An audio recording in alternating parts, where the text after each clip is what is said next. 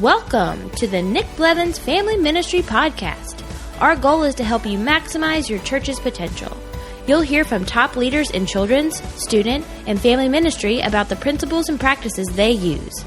Now here's your host, Nick Blevins. Hello and welcome to the Family Ministry Podcast. I'm Nick, I'm your host, and in today's episode, I talk with Andrae Jones, children's pastor at One Community Church. Andrae and I have met before, we've talked before about ministry, and one thing I knew about his church is that they have very few paid staff in children's ministry. So that's what we talk about. We go through how their ministry is structured, what it looks like in a week, what their church looks like, but then we talk about how they do it. I mean, you're going to find out they have one full-time equivalent staff person in kids ministry for every 500 kids. Could you imagine that in your church? A few of you who are listening, maybe something near that. But that is very, very, very rare. So we talk through how does it work? How do you do that? He has a great leadership structure all throughout. We kind of dive into that as well. You'll get a sense for the leadership culture that exists in their church because they value it in a big way. So it's a great interview. I hope you learn a lot from it, whether you have a structure or you're starting one or you want one. You're going to find out how they lead through volunteers in a big way.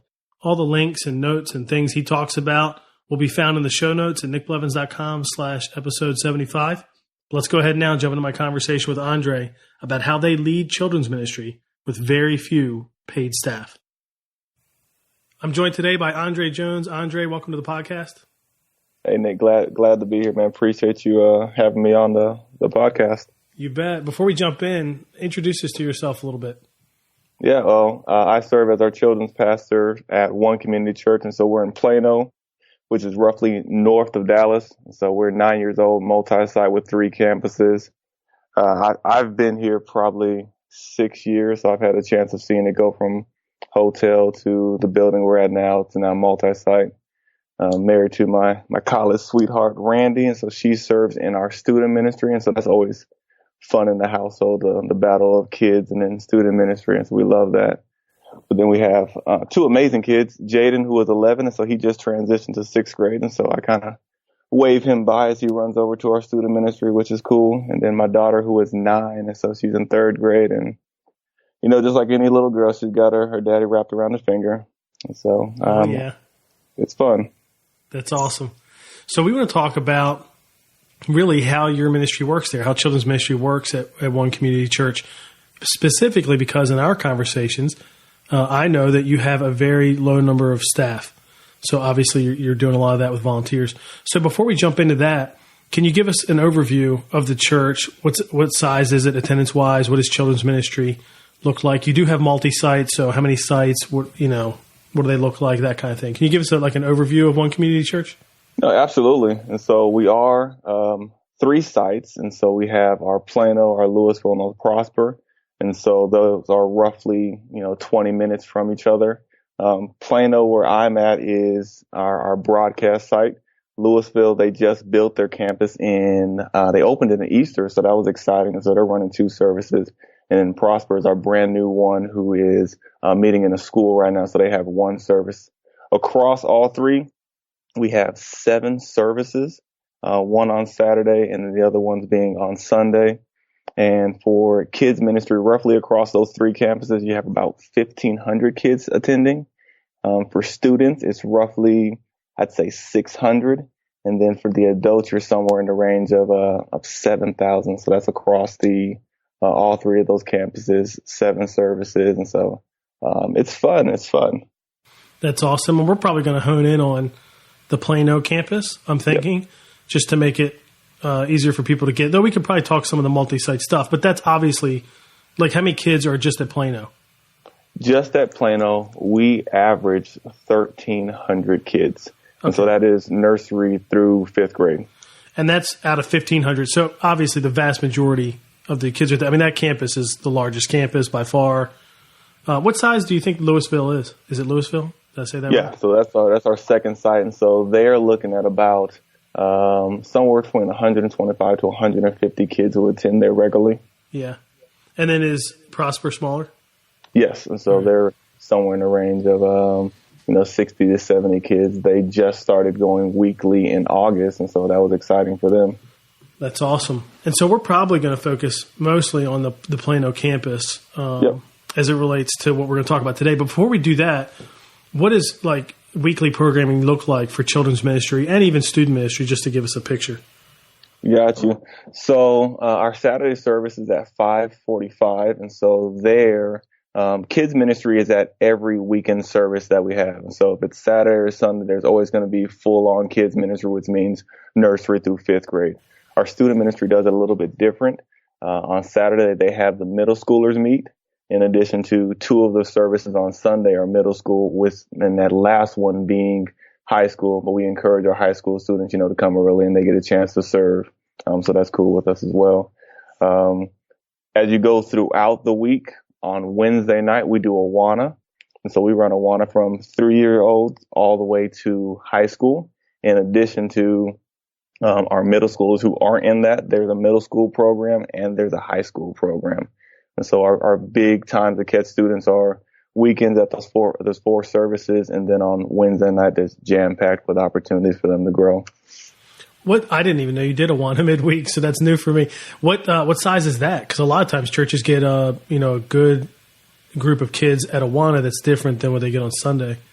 Yes, and so that one is roughly 280 students who are in the kids portion of it, with another, I'd probably say 60 or so who are in I think it's called Trek and Journey.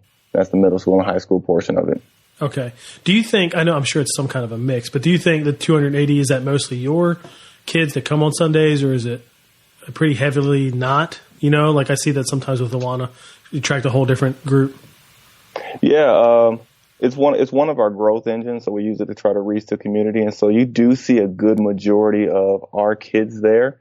But if I had to do a percentage, I'd probably say maybe 20% are from the community. Okay. And we partner with our men's and women's Bible study. And so, women's is growing, men's is growing. And so on those same nights, you have adult services as well as our kids ministry service and our student ministry. Gotcha. Now, and we're going to focus on children's ministry, obviously, because that's your role. Yep. So we're kind of hone in there. But maybe this is similar to student ministry. I don't know. But what's the structure look like? So as we think, before we get to let's talk about your staff here. So who's on the team, staff-wise? What do they do? And then we can jump into volunteer. But let's start with staff. What's the structure like? All right. So if you're looking at kids, you have me as our children's pastor. I have a part-time nursery director, in addition to a part-time preschool director. All the other roles are high-capacity volunteers. And so like my elementary director, she works a full-time job and she leads that elementary side. Guest services is volunteer. And even with our Saturday service, we have a director who's there, and they're just high capacity volunteers. So true staff who are here throughout the week, you've got 3 people. But we've got a great team of just high capacity volunteers who lead in other areas. So you have the 2 part-time nursery, part-time preschool. What do they do? Like 20 hours a week, 30? Is there a specific number on that? There's not a set number on it, but if you had to quantify it, I know somewhere between 20 and 30. Yeah, so together, they're one, maybe 1.5 full-time people, right? Yeah. And you're one full-time person. So essentially, you have 2.5 full-time people for 1,300 kids. Is that right? Yes. So in other words, one full-time staff person for 500-ish kids. So now people listening are probably thinking, whoa, that's crazy. And there are some churches that are similar, like, Elevation is like that. Yeah. They're probably 1 to 400, I think it is. And they're multi-site and more sites. And so there's central staff that's not counted in that equation. But it's not like it would push it a lot. It's not like they have a lot of central staff. So, but it's very rare, obviously. So absolutely. That's why we're talking, because it's rare. You're obviously doing it with volunteers. So what does the structure look like for volunteers? So you get you all on staff. What's the volunteer structure like? So the structure for them is you have your volunteers who are serving and they're faithful. We've adapted this idea of coaches, leaders, and directors. And so the whole goal is to get a volunteer under a coach, and that's a volunteer who is just leading a group of volunteers, and they're connecting with them. equipping them and training them. And then just since we have the multiple services, there's a lead over a particular area. And so we have let's take nursery, for instance. We have a 3-year-old lead, a 4 and 5-year-old lead, and then a kindergarten lead. Now, these are volunteers who are just across those services, making sure that, hey, my coaches are set, volunteers are coming in, they're getting connected, they're getting cared for. But then you have those directors, which we talked about it. 2 of them are officially on staff, but the other ones are just high capacity volunteer staff. So 4 levels: volunteers, coaches, leads, and coordinators, and then your directors. And your directors right now, the part-time nursery and preschool, both paid. Volunteer elementary director, volunteer guest services director. Is that right? Yes. Okay. I don't know if you know this, but do you know offhand how many volunteers you have that serve in children's ministry at Plano? At the Plano campus, I'd probably give it about 450 who serve. Some do weekly, some do once a month. Our goal is to get them in and then create the environment where they love it, and, potentially they'll do a little bit more. But across a month, you have about 450 who are on roster. Okay, that's good enough. So 450 volunteers that are serving about 1,300 kids. Obviously, this is rare. Like most churches I know that have 1,300 kids would have, I don't know, 6 staff, 8 staff. Yeah. I mean, like it'd be, the survey that I did a while back, which we can link to and people can download. Even when you're a larger church like you are, 1 to 200 would have been like one full-time staff person for every 200 kids would have been lean. You know what I mean? Yeah. And here you are at 1 to 500. So how did you build? I have all kinds of questions. How did you build that structure? Like, you're only 9 years old. So how did you kind of get, and we won't be able to dive so deep into that, I don't think, but how did you get that structure in place and continue to build that so that as the church grew, you weren't having to add staff all the time, you could continue to do it with volunteers? Absolutely. I think everything is just driven from our lead pastor. He's an amazing leader, and he just has this vision that, the local church is there. We're there to equip. And so we provide opportunities for volunteers to be in leadership roles. He does volunteer pools, and we're always encouraging people to be a part of ministry just because it's one of our values that you are living missionally and serving. And so we equip them. What we'll do is we have a year-long leadership college. And so that's something that's really, really unique. So if people are interested in it, they can be a part of that. In addition to, we just started a 2-week coaching session. So it's over 2 Sundays. You come in, learn about coaching, learn about caring for volunteers. In addition, we have a 5-week leadership course for kids ministry volunteers. And so the whole goal is, be a part of it. If you like leadership, we love it. If you want to kind of stay where you are, but at least the values and the visions are just continue to be shared. And then based on those connections, you just get a chance to chat with people, and they're willing to serve. And so we're always being intentional and just connecting with people and then putting them in those pipelines so that there's always this idea of having an apprentice or being able to have somebody who can do your work if you needed to shift onto something else. So that's it in a nutshell. There's so much more to it, but yeah. The leadership college, that's church-wide? And yes. What is that like? Like how many, you said it's a year. I mean, how many hours a week is it? Like, what kind of people do that? So it's 2 semesters. They meet twice a month. I think they read 7 books. I did it about 4 years ago. So I think they read 7 books. There's papers. And then you're paired with a ministry area to where you're serving there. And your whole goal is just to apprentice one of the leaders. And then one of the cool things that's a part of it is your responsibility is then to reach out to another church who is maybe further along you and just connect with them and just say, hey, how do you do these things? And so it's not so much internal, but it's also external and connecting with others. But our weekly is just normal service. And then twice a month you're meeting with them. That's awesome. And so you encourage them to learn from other churches, which is really cool. Oh, absolutely. They're probably bringing back stuff that you're using. The 2-week coaching sessions, 5-week leadership course, were they children's ministry specific? Yes. Okay. I'm going to ask the question everybody listening is thinking right now. Do you share the content that you do in that? Because people would probably like to create a similar thing. So if that is something you share, let me know. We can put it in the notes later. But whether you do or can't share that content, how did you make it? Did you just, you made it, or did you get to pull some people together? What's a part of it? Yeah, it was a combination of things. We used 2 books from Orange, and so we used A New Kind of Leader, and then we used the leader's version of that 7 quirks for volunteers. Yeah, not normal. Yes. Yep. And so that's a portion of it. Some of it was brought on by reading Design to Lead. And so it really just talks about this idea of the local church equipping others. And so there's some really good information in there. But a lot of it is talking to people. You grab some stuff from like the Orange Conference and articles. And it's really just just bringing all that together, matching our vision, matching our values, and saying, hey, here's what we believe are the next steps. And it came out pretty good. We've had about 4 classes of it, and those people who have gone through it are still serving, and they're leading, and they're all in. And now what they're doing is they're encouraging other people to be a part of it. Do you just kind of make an open invitation to your volunteers? Hey, here's when it's happening, sign up, and whoever signs up, you go for it kind of thing? Or do you individually call people out? Both. And okay. So we meet together every 4th Tuesday of the month, and so we call it our dream team. And so you have about 1,000 or so people across all the ministries come in, and so we did a broadcast of it to our kids people and say, hey, if you want to grow in leadership, you want to grow in coaching, sign up and be a part of that.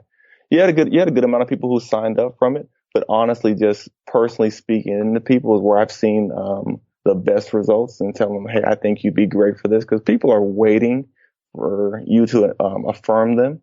And so I believe in you. I would love for you to be a part of it. It's 5 weeks. We're not saying that by the end of it, you have to go run ministry. We're just saying that we want you to learn our values, learn how to lead. And if you stay in that role, I'm fine. But if you're like, hey, I want to take the next steps, we're glad to have you do as well.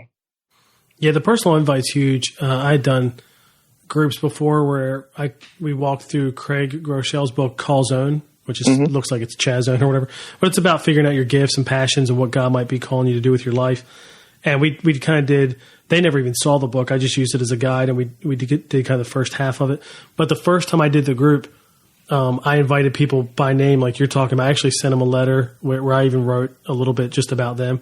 And the percent that said yes were like 95%, you know what I mean? Yeah. Versus we've done it other times, and it's just open invitation, and we get people, so it's good. But I mean, gosh, it's like 15% or something, or 5%, or you know what I mean? There is something powerful about asking people specifically, one-on-one, inviting them to it and calling them to something bigger. That's awesome. You mentioned apprentices too. What does that look like? How intentional is that? How does it work? Well, one of our key values is this idea of intentional apprenticing. And so I'll kind of talk about how it happened for me prior to even being our children's pastor. I served as our elementary director. And so when I was kind of doing that role, our children's pastor at that time just asked me, and he said, hey, Dre, I'd love for you to be my apprentice and kind of walk alongside me. And so what that meant for him was he was coaching me. I got access to some different meetings and just got a chance to see the behind the scenes for him.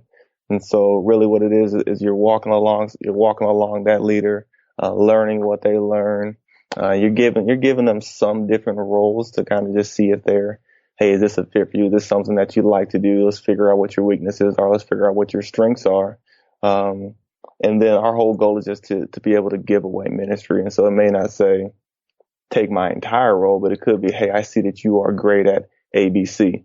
Or after a while, what do you think about leading this particular area? And so that's it in a nutshell, walking alongside them, coaching them, and then having them be present.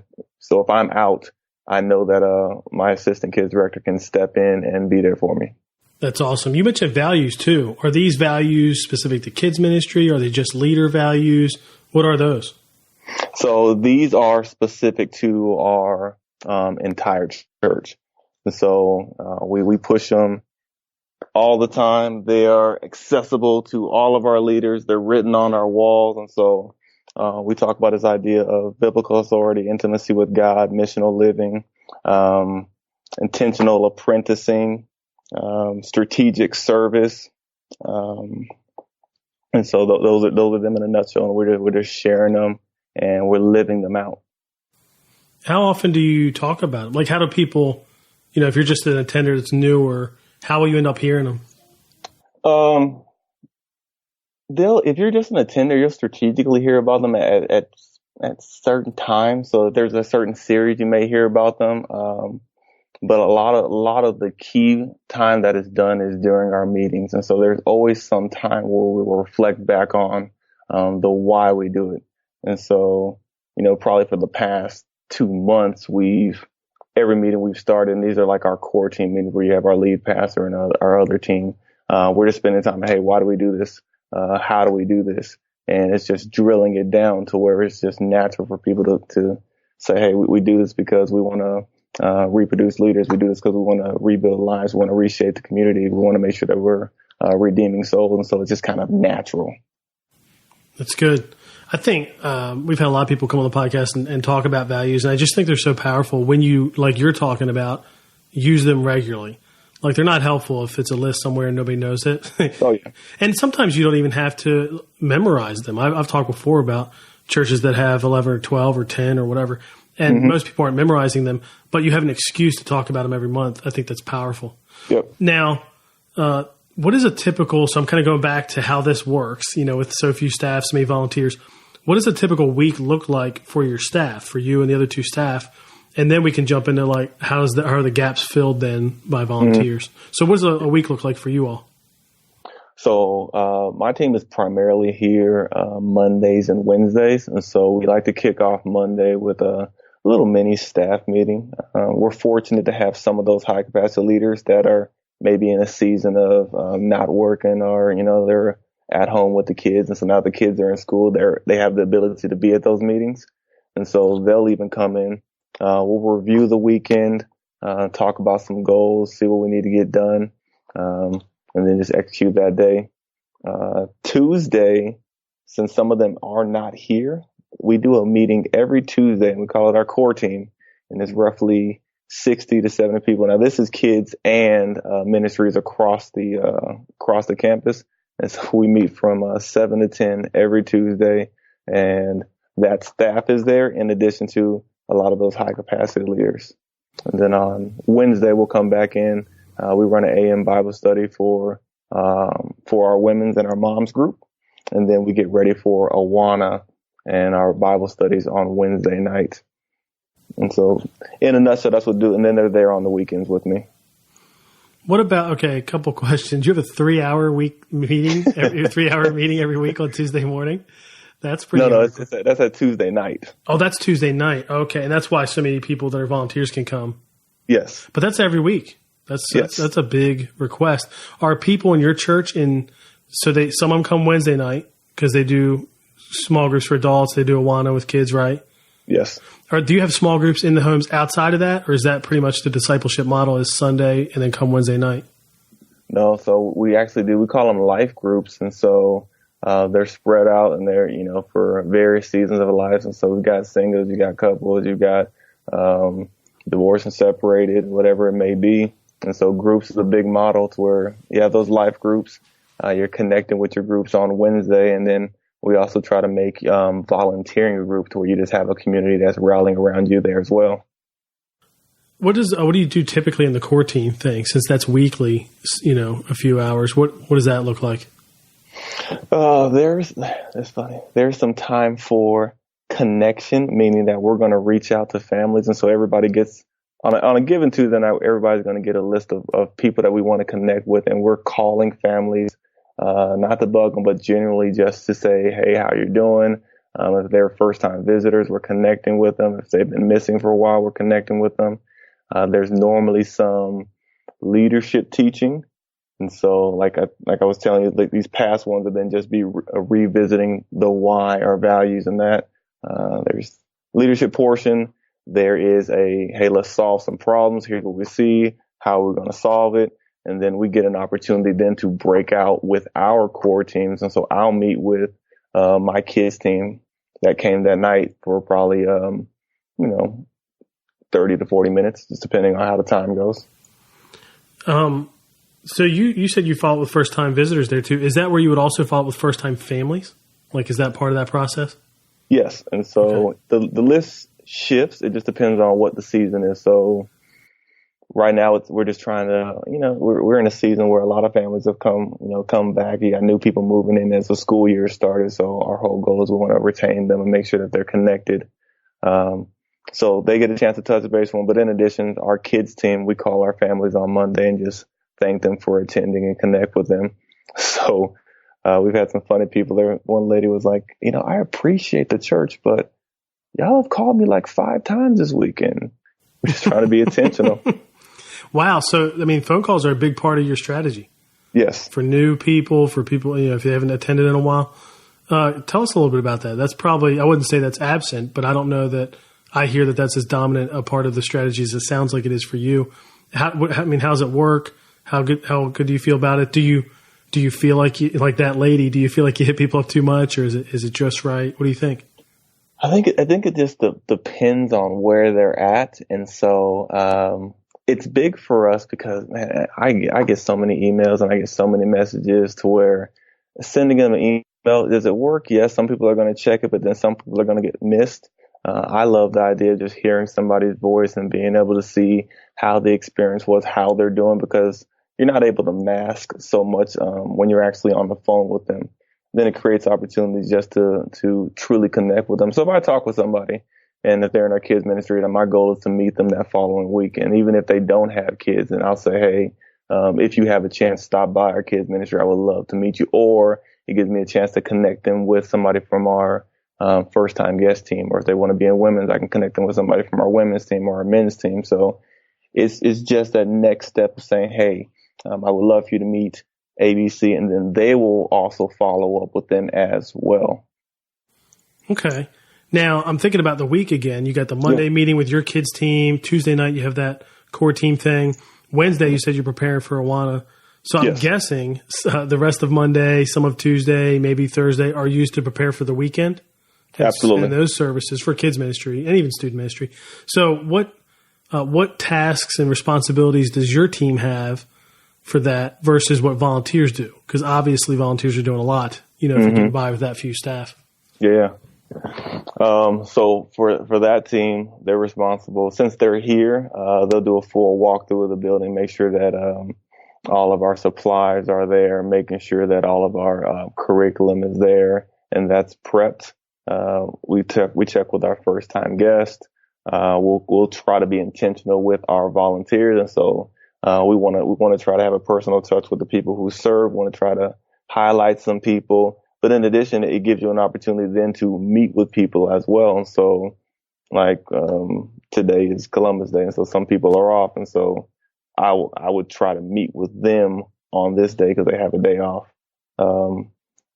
In addition, they're trying to plan ahead. And so, they're thinking probably these next few weeks, what's coming up. Let me make sure it's prepared.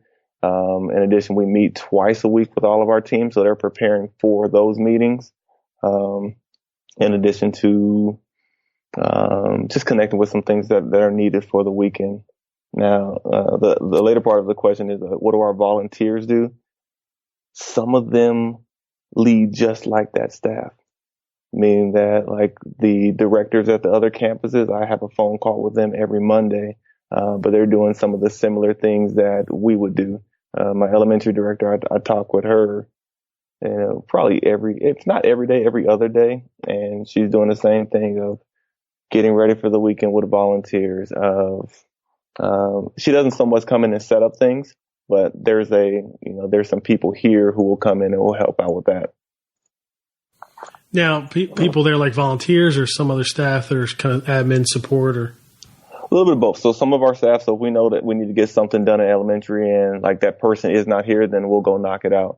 But then you have some people who just come in during the week. And so we talk to them and say, hey, here's what I need you to do. Can you come in for an hour on this particular day and knock out ABC? And they'll come in, they'll execute it, and it gets done. So I think that's where we get a chance to leverage volunteers because we try to make sure that as much is done as possible, but then strategically put them in time so where they can come in, execute it, get it done. And it's not like they have to be here the entire day. Hey, I came in, I did my hour, I did my 2, this is set, that is set, and then we're ready to execute on the weekend. How does curriculum work for you guys? Like, does your team edit some of that stuff, distribute it? Is that all volunteer led? How's that work?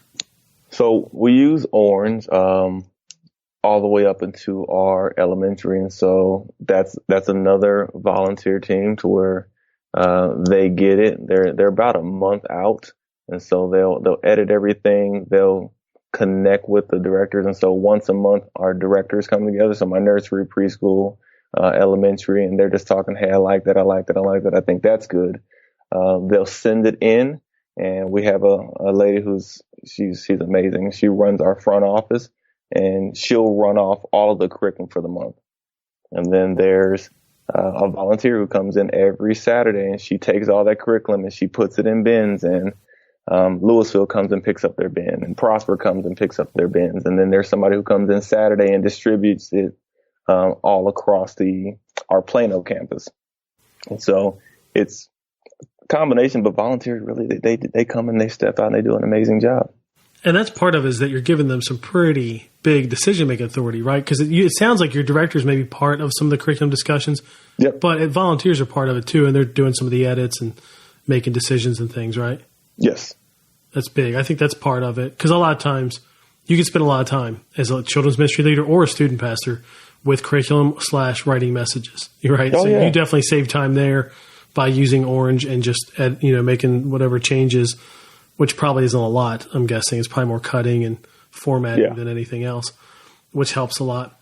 What about like events? Do you do a lot of events? Do staff have to help with that? How do you pull that off? That's another tension point, I think, for family ministry leaders is, I got my weekly thing, but then I also have all these other things I have to do. Yeah, no, we do a good amount of events, and we were actually laughing the other day because I'm not sure when this will air, but if it's, we're in the end of October, we do a fall carnival. It's 2 days, and we just added the day for another campus, and our women's conference is coming up, and the students are going to do D Now, and our singles, they do events as well. And so there's a good amount of things that happen. For me and my team, we primarily will support the kids portion of it. And so if there is childcare available, we do have a childcare team. And a good majority of them are separate from our kids ministry volunteers. That's but good. if it's a big event, I will be present with them to just to support them and make sure that that's going well. And then vice versa, if we have like a big kids event, it's all hands on deck. And so there's nobody who's like, oh, I'm not going to be, no, like, hey, it's all hands. And so I've got people from our admin team who are helping out with kids and operations and guest services. And we come together to make sure that it's the best experience ever. That's awesome. Sounds like you work together a lot and help each other out, which is huge. Oh yeah. What does communication look like I'm thinking your directors, your part-time directors, 2 are paid, 2 are volunteer. What does communication look like from them to their teams? Do they communicate just to their leads, who then communicate, like down the chain, so to speak, or how does that work? We're revamping it a little now, and so the thought is to now empower those leads to communicate a little bit more with their teams. But right now, what happens is those directors send out a weekly communication to the volunteers, and that may have their lesson. It may have what's coming up for that week or for that particular month. And then we like to borrow some of the information that's on Go Weekly. And so normally they have some cool articles and resources so that you're just resourcing them as well. So volunteers can expect to get that from their directors, but in addition, they'll probably get another touch just from their lead, who's just maybe confirming them for that weekend or providing them some additional information. So you have, going back to that structure, you have volunteers who are led by coaches, is that right? Mm-hmm. Who are led by leads, who are led by directors. And we just talked about the communication part of that. Do leads, you mentioned like schedules and all that, do leads handle schedules, or is that a coach thing, or how does that work? It is the lead. And so the lead pretty much, they'll have a template of what the schedule should look like, and they're communicating either if it's not a full on to where maybe we're still working on a coach there, then they'll kind of step into that role and, make sure everybody's set and that they're good. but ultimately they are saying, hey, I just want to confirm that, let's say these 4 volunteers are on that service, and then that coach will make sure that they're there. If something comes back, they'll let them know, and then we can make the necessary adjustments if needed. So, you talked about this a little bit with the leads, and I think it'd be helpful to think about it in a real specific example. So, like in elementary, for instance, you've got your director, that's that volunteer director, but obviously carrying a big responsibility, a big plate. Give me an example of like a lead and a coach and a volunteer that are all together, like on one team. You know what I mean? Yeah. No, so let's do 4th grade, because we've got an amazing lady there by the name of Karen, and so she's been just amazing.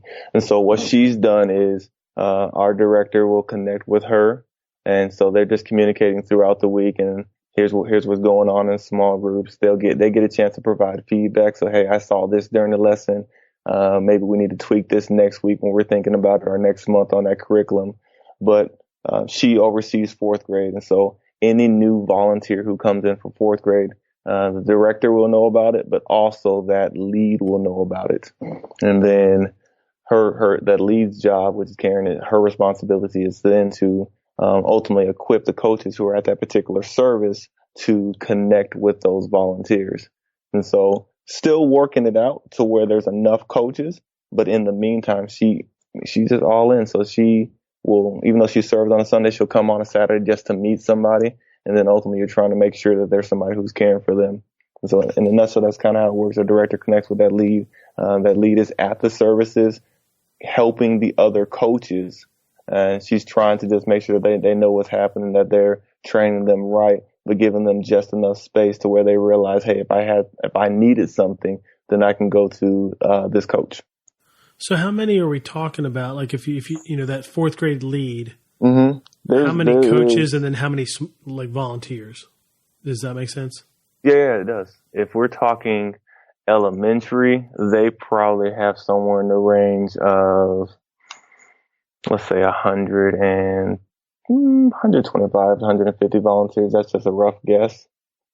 Leads, there are 5 grade leads. And so, 1st, 2nd, 3rd, 4th, 5th, there's a grade lead. And then there are a few gaps. I'd probably say out of that 4 services, you probably have about 10 to 14 coaches right now. Okay, who are led by those 5 leads? Yes. So there's not a lot. Like a lead is leading 2 or 3 coaches. It sounds like. Yes, when it's truly where it's at, you would have 4 coaches, and it's just 1 per service. Okay. And so you'd have 4 coaches, and then that lead would lead those 4 coaches. Gotcha. The whole idea is just limiting your relational capacity so that you're not having to try to call 40 people in a week, and you can really care for those 4 to 8 volunteers. And it's more volunteers just because people serve a 1st and a 3rd and a 2nd and a 4th, and some of them are weekly, and so they're present to connect with them. Yeah, and it sounds like the leads, I mean, it's overall, doesn't matter how many services. Coach is a little bit more tied to your services. Yes. 1 coach per service. Okay, that makes sense. Because I get questions all the time about structure like this, and people will wonder, well, how should I do it? How does it work with different locations or even different areas of the building or different services? And that does make it more complex. But because there's no one size fits all, you know what I mean? Yeah. You can't just say, well, here, do this. So, but I hope what people hear though is, okay, that's how you structure it, but the principle behind it is very similar. Just have people that are leading no more than 8 to 10 other people. And in your case, I don't know, but how many like volunteers do you think a coach leads typically? Is it 10? Looks like maybe it's 10 based on the numbers. Yeah, I'd say roughly 10, and that's just because 4 to 5 people will serve on a particular week, and then if they're alternating their week, so it's about 10. So, would you say like you're in a place now where it's pretty good in terms of like you never have enough volunteers, you never have enough coaches or leads or whatever, but it sounds like you've got a pretty full structure here. You know what I mean? Like it doesn't seem like there's whole gaps and entire things that are missing. How did you get there? I asked that a little bit earlier, but how long has this structure been in place? Was there like a moment where you moved to it, and had to make some changes? Oh yeah. I would say by no means is this thing perfect. It's still a work in progress, but it started by just seeing that there was a problem. So you had people who were serving and you would see them for a little bit and then something would happen. You'd like, where did they go? And so, based on a reporting or just bumping into the hall, you just talk to them. Hey, what's going on? Oh, either I didn't get followed up with, or it was just too much, or there was a crisis that happened and there wasn't somebody who was caring for them. And so a combination of it was seeing that problem, saying, okay, how do we figure this thing out? And then, reading some of the books that just talk about coaching and these pipelines that said, okay, how do we make it to where people can be cared for and it's not overwhelming? And so it probably started in our elementary area, just saying, okay, because those guys are all together. And so, they're all in one environment. And so we're just saying, okay, while we are in one big room, how do you make it to where first graders can be connected, first grade volunteers can be connected, the second grade volunteers can be connected. And then as it grew to multiple services, now you're saying, all right, well, it's not impossible, but it's tough for you to call 20 people. So let's span it out a little bit.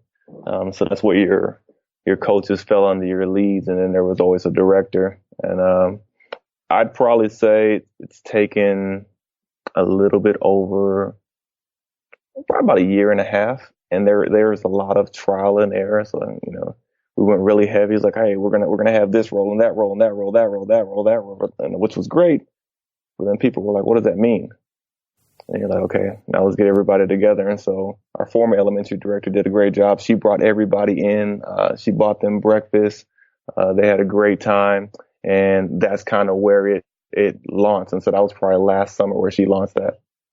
That's pretty fast. That kind of turnaround from, was it completely flat before, or was there some measure of a structure with maybe one of these type roles that led other volunteers?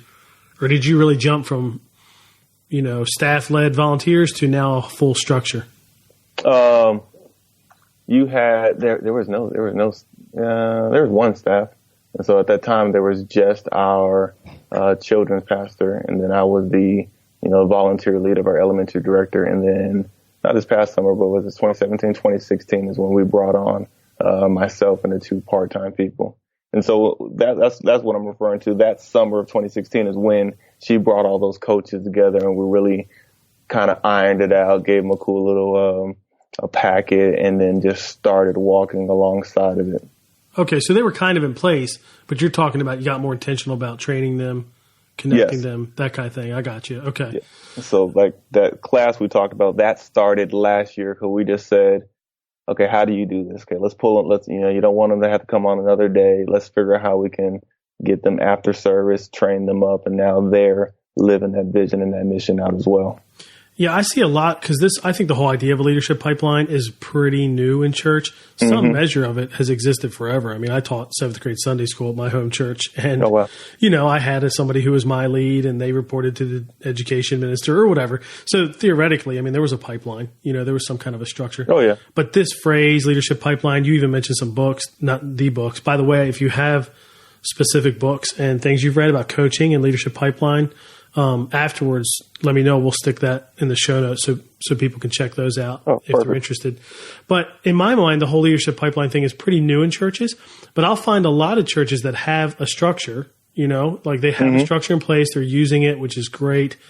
A lot of churches, though, want to move to one. So that's why I asked you a lot about how you got there.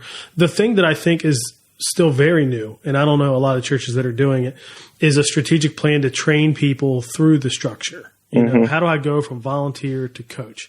Yep. And you have that class. That's part of your training. So that's a key part there.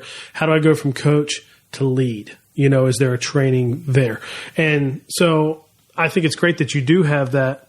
Is it really two things? Because the 2-week coaching thing plus the 5-week leader, are they both designed for that level? Yes. And so the coaches do the 2-week one. If I'm just interested in learning a little bit more, then I do that 5-week lead. But then we'll also push people to our campus-wide leadership college. Okay. Yeah, which it sounds to me like, reminds me of Life Church. It sounds to me like you all have a really strong value of leadership development. Like you talk about it, church-wide, you program towards it, which no doubt when I see churches like that, I'm not surprised they have structures like yours because it's so highly valued. There's time spent on it, throughout the whole church, not just in the ministry. I think that really helps. Now, last question here. For the people who do want to start a coaching structure, like all they have now is they lead their volunteers. Mm-hmm. Like they lead 30, they lead 60 volunteers, whatever it might be. Maybe they have a little help here or there. What would you say to them? How do they get rolling? How did you get people to do it? Because the tension, as you know, is, well, I need more volunteers too. Oh, yeah. Like I need more volunteers and I want coaches who aren't going to volunteer and enroll. How do I do it? Where do I start? Which one's first? What would you say to them? I'd say the first thing is, which I needed help on, was really just figuring out where I wanted to go. And so what did I want it to look like? And so for me, I'm a dreamer. So I'm like, this would be great. This would be great. But fortunately, I had some good people around me who were just like, okay, think about this. What's step one? What's step two? What does this look like? So one, just kind of have an idea of where you want to go. I'd say the second thing is just spending time with the people. And so before we even launched the idea of doing these coaches, we're just connecting with people and see who were the people in the room that the other volunteers just started gravitating towards, to where if you go and you start talking about this person, you're like, oh yeah, I know them, and then tap them on the shoulder and say, hey, would you be interested in taking this role of just connecting with people? One thing that I had to stop doing was just telling people titles. Because the moment I threw a title on there, they'd be like, oh no, I don't want to know, I'm good. And so we had to mask it a little bit, and it's not being malicious, but it was just saying, hey, I need help making sure that these people have the absolute best time. Could you, if we got their contact numbers, would you just follow up with them during the week? And somebody was like, oh yeah, absolutely. And then when they come on the weekend, if I can't connect with them, can I cascade this to you? And then maybe you just connect with that small group. And they're like, yeah, I can do that. So ultimately what they've done is they've now become a coach. And so then you have the class come on in, and they get a chance to grow with them. So one, know where you want to go to, just be intentional with them. And then three, just start connecting with them and speaking life into those people who you believe have an opportunity to lead other volunteers. That's awesome. I love that idea about not giving them the title. I haven't thought about that, because there are people, especially people who have the leadership gift and have used leadership in some capacity, where they would actually be attracted to the title because of the responsibility, right? But that's the minority. I think most people are like you're talking about, where they don't believe in themselves enough to know that you could do this really well. Yeah. Don't let this scare you off. That's good. I need to do that. We need to take that and do that in our church, because I do think people get concerned about the position and the title and the weight and things like that. So that's a good point. Oh, yeah. Well, that's awesome, man. You obviously have a great culture there, great leadership. You're doing an awesome job. And I know people listening would love to hear everything we just talked about, because I feel like every leader I talk to is somewhere in the process of putting in a coaching structure or leading through one or wanting one. I mean, they're somewhere in there. So it's great to hear how you do it, how you've gotten the church to be sustainable, and children's ministry that size that is crazy. You win the lowest amount of staff, I think, that I know of. There's probably somebody out there. Although sometimes, you talk to international churches and it's like, oh yeah, we got 2,000 kids and it's just me. You know what I mean? So it's just different context, different everything. And so, I mean, there's all types of that everywhere, but that's really cool, man. Thanks for giving us the time. How can people connect with you if they have some more questions that maybe we didn't hit here? No, absolutely. I'm available on Instagram and Twitter, and so I'm always there, either retweeting something or tweeting some stuff. And then Instagram's fun because I can post stories of my kids and the kids doing some fun things throughout the ministry. But those are two main ways. And then also I'll provide my email, and easily accessible. Any way I can be of help, I would love to. Some of the guys and gals that have been on your podcast, I've reached out to them, and they've been just amazing. And that's how I've probably learned 90% of this stuff, just asking people questions like, how do you do this and how do you do that? And then coming back and trying to adapt it for our culture. So I would love to help in any way I could. Awesome, man. Yeah, that's what this podcast is all about, right? It's just like having the same conversation. Like you and I talked about this kind of stuff at your church a little bit at Orange Conference. And I just thought, we need to get into that some more. I need to hear some more detail. How are you making that work? And I knew people would love to hear it too. So again, thanks for coming on, for sharing with us. We'll put all your contact info in the show notes there, and anything else you can share, we'll stick in the show notes as well. Thanks, Andrae. No, my pleasure, Nick.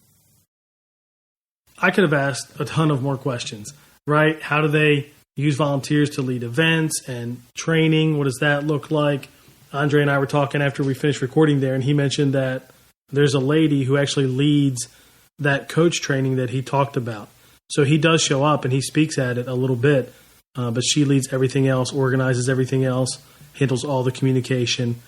Obviously, that is just part of their culture, and it comes from the top. He and I were talking about that afterwards, that his pastor is a strong leadership development person, and so that's kind of set the pace and the culture for the entire church. But you don't have to have that. You can create that culture in your ministry. So here's some action items I thought of. One is start somewhere. Some of you listening are thinking, man, I don't have a single coach. I would love to have coaches or somebody that's leading volunteers besides me. And I hear Andrae, and he's got this whole structure. It's easy to get intimidated or just give up. I would say start somewhere. Train one person, or maybe invite people to a group like Andrae and I talked about, where you personally invite people to the group, which of course increases the chance they'll say yes, and train them. Start there and see where that goes. The other thing he said after we were done recording, he said he wished he had said the phrase, don't say no for someone, because they have gotten better at that. He said, I always want to say no for someone or assume they won't like it if I don't like it. And he said he's learned that's totally not true. He has someone who offered to send his emails with communication for the upcoming week and prepare some different resources and things. And he thought nobody would ever want to do that. And now she does that, and he doesn't have to do it. So don't say no. Start somewhere, get a training going, get some development going with a handful of people or just one person, whatever it might be. Be sure to grab all the downloads and documents and things that he shared, the books that he referenced in the show notes at nickblevins.com/episode 75. In the next episode, I talk with a friend and local children's pastor, Kathy Phillips. We serve in the same area. Kathy serves at a church kind of just 20 minutes away or so from me. Kathy has led breakouts for children's ministry at Children's Pastors Conference and Groups KidMin, and we talk about what she's learning as a leader. So whatever role you serve in, it's going to be really helpful. I hope you'll see that. I hope you'll subscribe so you never miss an episode. And until then, I hope you have a great week. Thanks for listening to the Nick Blevins Family Ministry Podcast. We hope this helps you maximize your church's potential. We would love to hear stories of how you apply what you've learned. You can do that by leaving a comment on iTunes or in the show notes at nickblevins.com.